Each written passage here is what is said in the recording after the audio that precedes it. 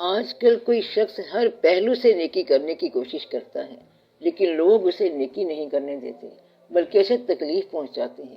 ایسی صورت میں کیا کیا جائے؟ نیکی کی راہ سادہ سی راہ ہے، یہ کمپٹیشن کی راہ نہیں ہے، مقابلے کی راہ نہیں ہے۔ نیکی کی راہ اس طرح ہے جیسے دریا کی راہ ہے۔ دریا کے راستے میں اگر پہاڑ آ جائے تو دامن بچاتا ہوا چل پڑتا ہے، میدان آ جائے تو چوڑا ہو کے چل پڑتا ہے۔ دریا سے کسی نے پوچھا کہ تو نے کہاں جانا ہے تو اس نے کہا کہ میں نے سمندر کے پاس جانا ہے۔ کہتا ہے کوئی نقشہ ہے تیرے پاس؟ دریا بولا نقشہ کوئی نہیں ہے، میرے پاس روانی ہے۔ کیا ہے؟ روانی ہے۔ نیکی جو ہے یہ اللہ کی طرف جانا چاہتی ہے اور اس کے پاس صرف روانی ہے۔ نیکی کو راستے کی پرواہ نہیں ہے، تم صرف چل پڑو، نیکی کا راستہ کوئی نہیں روک سکتا۔ جہاں راستہ رکے گا یہ دوسری طرف چل پڑے گی۔ آپ اپنے سوال میں کس کمپٹیشن کی بات کر رہے ہیں اور مقابلے کی بات کر رہے ہیں؟ جس کے کان نیکی کی بات سنتے نہیں ہیں تم اس کو چھوڑ دو۔ ختم اللہ علی قلوبہم، اللہ نے ان کے دل پہ مہر لگا دی ہے، اس کو چھوڑ دو اور بحث نہ کرو، لوگوں کو شرمندہ نہ کرو۔ جب تک تمہیں اپنی عاقبت کا یقین نہ ہو کسی کی عاقبت کو غلط نہ کہو۔ آج کا مسلمان اس وجہ سے پریشان ہو گیا ہے کہ وہ دوسروں کو کہتا ہے تم دوزخ میں جاؤ گے اور اس کو یہ یقین نہیں کہ اس کی اپنی جنت کلیئر ہے۔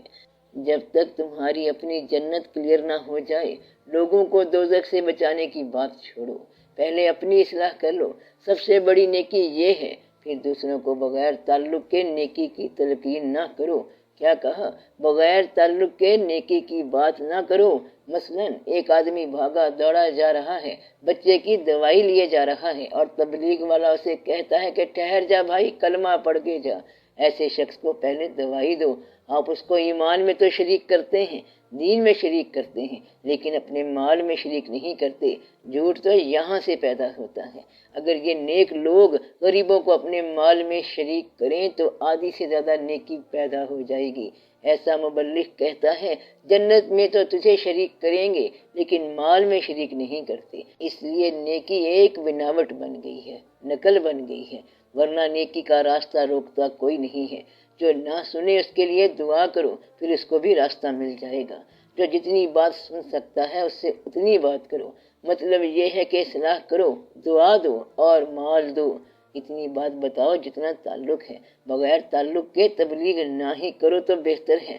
بے تعلق تبلیغ ہوتی جا رہی ہے اور مسلمانوں کو مسلمان بناتے جا رہے ہیں۔ ایک دوسرے کے ساتھ لین دین صحیح نہیں ہے، جذبات صحیح نہیں ہے اور تبلیغ جاری ہے، فٹافٹ ارشادات سنائے جا رہے ہیں۔ بہتر یہ ہے کہ آپ ایک دوسرے کی ہیلپ کریں اور ان کو اپنے راستے کے تعلق کے ساتھ ہی لے چلیں۔ نیکی کبھی نہیں رکتی، نیکی آپ کا اپنا نام ہے اور یہ نہیں رکتی ہے۔